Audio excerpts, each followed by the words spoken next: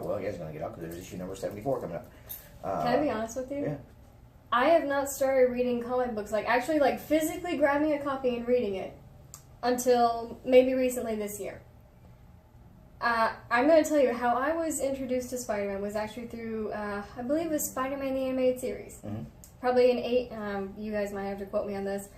Don't do that actually. No, don't. I think it was maybe late 80s, early 90s TV show, comic book show. On Saturday mornings?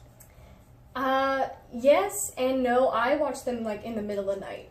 Okay. When I was like sick to my stomach or something, or I just couldn't sleep, I'd turn on the TV. There he was. Okay. So I am not even used to Gwen Stacy. I was introduced to Gwen Stacy when I was in middle school. It was Mary Jane, all or nothing. But I got to learn most of the villains. So if you don't mind, my next question is, who's your favorite Spider-Man villain? As cliche as it sounds, I like the Chameleon. Carnage did some fun stuff. Yeah. But I have to go with the Goblin. I mean, it's been argued that the Green Goblin is the Joker of the Marvel Universe. I can see that.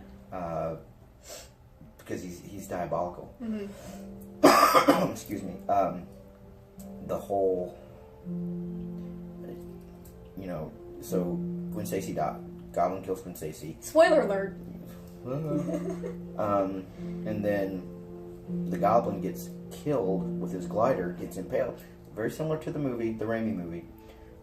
Gets impaled by the glider. Parker's like, whoa, he's gone. Au contraire. Fast forward to, I forget, like the early 90s, mid 90s. Welcome to the Clone Saga. I stuck through the Clone Saga. Are you saying it wasn't good, or...? There were a lot of people upset about the Clone Saga. Gotcha. It was not a happy time. Okay. Because they had, the way they had started, the way they ended up finishing it was that the Spider-Man that everybody knew for so long had been a clone. Oh. Yeah.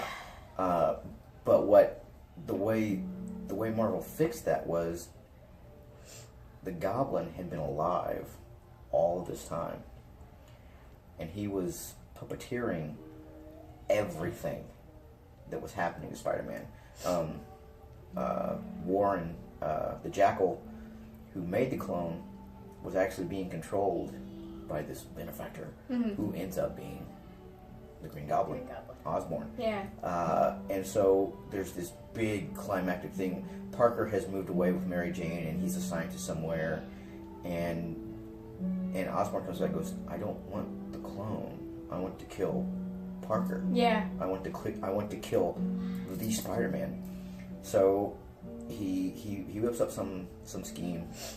Parker comes back, and during this time, Ben Reilly, who was the name of the clone, the actual clone, has donned the Spider-Man suit. It was a new suit, which I just don't like it when people mess with suits. It's there for a reason. Keep it anyway. I'm old and grumpy, and I'm allowed to say that. You've got your opinion's here for a reason, yeah. That's why we have this issue. And so they bring Parker back, and they're battling, and the clone saves Parker. Osborn killed the clone. The big problem with the clones was they kept deteriorating. Well, the clone's fighting, and he gets hurt. I think by Osborn. It's been 20 years since I read this. Yeah. And the clone dissolves, and it's Parker who's there, and he's like, what? And then Osborn goes into this long explanation of how he's been controlling everything in Parker's life. Parker's just like, oh my gosh, I hate you more. Anything that happened basically in real life the last 30 years has been controlled by the Green Goblin. That sucks. So that takes a pretty hefty amount of deviousness to sit in Europe for that long, and then to come back and go, hey, by the way, everything that's went wrong in your life, I did that. That was me. I've got to give my props to the Green Goblin. It's funny that you should say you should compare him to the Joker, because I believe, again, don't quote me on this, I'm just thinking, From the animated series that I watched, the Hobgoblin was actually voiced by Mark Hamill. Mm-hmm. I'm right? I'm pretty sure. Again, don't quote me on this. Mark Hamill. Well, people don't understand don't realize about Mark Hamill. After Star Wars, he became a huge voice actor. Yeah. There's a thing, I don't know if it's still on Netflix, it's called I Know That Voice. And it goes behind the scenes, and it shows, it gives his stories of when he was the Joker. I love that, by the way. I just love it when they sit down with a voice actor and they show footage and they interview them. I love that. And it took me a long time after the Batman series came out. I was like, that voice sounds so familiar, but I can't place it. Mm-hmm. And then somebody says it's Mark Hamill, and I went, that's awesome. I'm easily entertained, so. No, Mark Hamill easily entertains me, so, Okay, the next question here is, what is your favorite cinematic Spidey? I know this one, but I feel like I should ask it. And another one is, what do you think about, what are the pros and cons to each of the 3 Spider-Men that have been shown on the big screen? For character's sake, I have to go with the Civil War Spider-Man. Because, I would agree. Well, it's a young Spider-Man, and he's snarky. Mm-hmm. I mean, he's wisecracking. I mean, throughout that whole fight scene, I grinned the entire time. I was like, "Holy cow! They've done it! They've caught what I've been reading. They've done it. They've taken a comic book character and brought him to life." I like Garfield. The Raimi series. Okay, I had heard 10, 12 years prior to the Raimi series coming out that there was going to be a Spider-Man movie. Mm-hmm. And, you hear about it and, you forget about it, and then all of a sudden, it happens. When the Raimi series came out, I was in a band, and all of my bandmates worked at a local movie cinema. And they knew when the trailer was going to come out. Because, they put the movies together. At that time, this is before disc, again, big reels, they would splice all the movies together and all the trailers. And they said, hey, we've got a Spider-Man trailer. So, Thursday night at about 11 o'clock, midnight, they said, hey, we're going to watch this movie, but we want you to come watch the trailers. And so I stuck around, and I had to be at work like 7 or 8 in the morning this day. And they go, but you need to come. Mm-hmm. And it was the Spider-Man trailer, like the Raimi. And I was like, he's swinging across the screen. And I was stoked. I was like, oh my gosh, he's gonna be, I'm just gonna sit here and enjoy it. And so I go and I watch the movie, and at the time, it was good. I enjoyed it. My biggest beef with that movie is the organic webs. If you take, and here's my argument to that. Okay. If you take away the mechanical web shooter, mm-hmm. you take away the brilliance of Parker. You take away the mind. You take away, and that's what in a lot of the old books, he would be going around and he would run out of webbing. I do remember that, yeah. And it's like, wow, he's 140 stories high. He can't, is he gonna stretch his, how is he gonna survive? And so because of that, it led him to develop a bracelet of extra web cartridges. Okay? And see, I was a kid when I watched that, and I saw Tobey Maguire. I was like, this is perfect, this is brilliant, wow. And so, if someone said, no, it's mechanical, I'd be like, no, you're wrong, because that's all I had really seen, and ignorant little child that I was. Well, and I understand, the older I get, I understand Hollywood having to change certain things. Yeah. But that's a staple in the character. And also, they kept it for the rest, for the other 2 Spider-Man. Well, and the Garfield version, I liked because, again, he was more wisecracking than the Maguire version.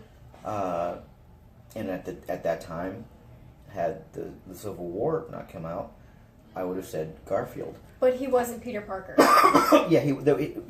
His Peter Parker was too hip. Too cute. Well, see, and that's the thing. Parker's not unattractive. No, that's true. But he's not he's not savvy. He's not not cool. Flash Thompson. He doesn't ride to school on a skateboard. Mm-hmm. He pedals a bike Yeah. with a bell and parks it and then puts a chain on it and then walks to class with all these books.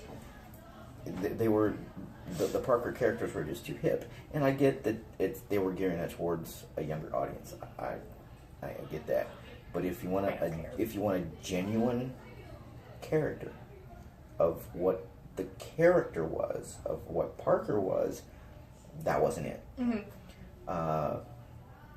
And again, saying that the Civil War version is my favorite, having yet to see how they're going to do Parker. Like Homecoming. The little snippet that I saw, I enjoyed. I'm anxious to see too. my twinge to this is Téa Leoni. Aunt May's not supposed to be hot. Thank you. I saw Aunt May. I was like, whoa. What? Well, let's take a step back. I should not be feeling this way about Aunt May. I mean, there have been, like, the evolution of Aunt May being this old decrepit woman to, I don't know, a woman in her, like, late 40s astounds me. Well, and they did that in the Ultimate Spider-Man when that first came out. They modernized it and made her a hipper. She still had white hair, but she was hip and tough and strong. Which is not fine. enough wrinkles. And I get that, but again, if you go back to old Spider-Man lore, Aunt May is this crumbling little lady who should not cross the street by herself. No. I mean, she's strong in character. She's strong in I guess in a It's belief that old way. lady wisdom. Yeah, but at the time, physically, she's fragile. She's Mm-hmm. very, very fragile. And Téa Leoni is not fragile. She's just not fragile. So that's my for the new series coming up. But I'm super excited to see how they take the Parker and Spider-Man characters. We are running a little bit low on time. Okay. So my last question, because I'm a girl and because I can ask whatever darn question I want. So, of the three leading ladies, Gwen Stacy, Mary Jane Watson. Mm-hmm. Wow, I almost said Thompson for some reason. Or Felicia Hardy, known as Black Cat. Uh-huh. Who would you choose as a better character or a better lady for Parker? See, there's that. Ooh, I got him. I don't think you could have Spider-Man without any of the three. That's valid.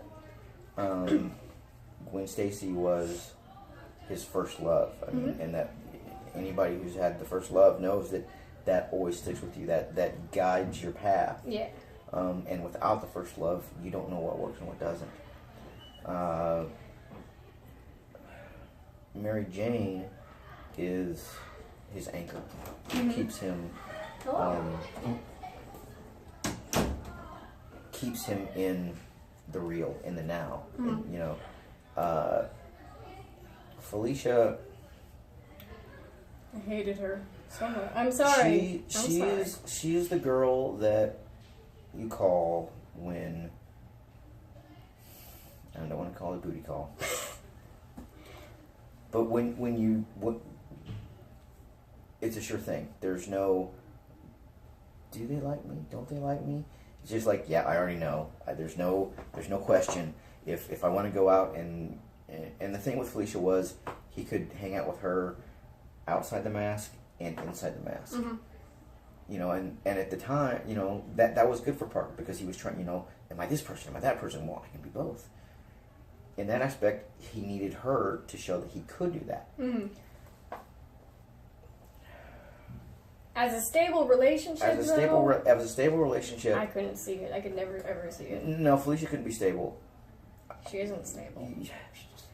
And again, had Gwen Stacy not died, I think she would have been wonderful for Parker. But I also think that he needed that. The character needed that to move on.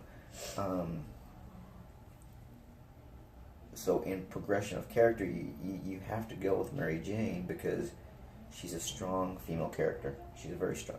all of them are strong female characters, but Mary Jane is the gutsy one. She's the go-get one. She's not a redhead for nothing. Well, yeah, she's fiery and feisty. Face a tiger. You just got lucky. I love that line. It's classic. Yeah, that's a very... I have that issue. Anyway. Nice, very nice. I have to go with Mary Jane just because of the stability and the grounding effect. And also, he's not as... He was always worried about Gwen Stacy. Mm-hmm. And he worries about Mary Jane, but he knows that she's going to be there. Yeah. And he knows that she can take care of herself. Mm. So in that, I got to go.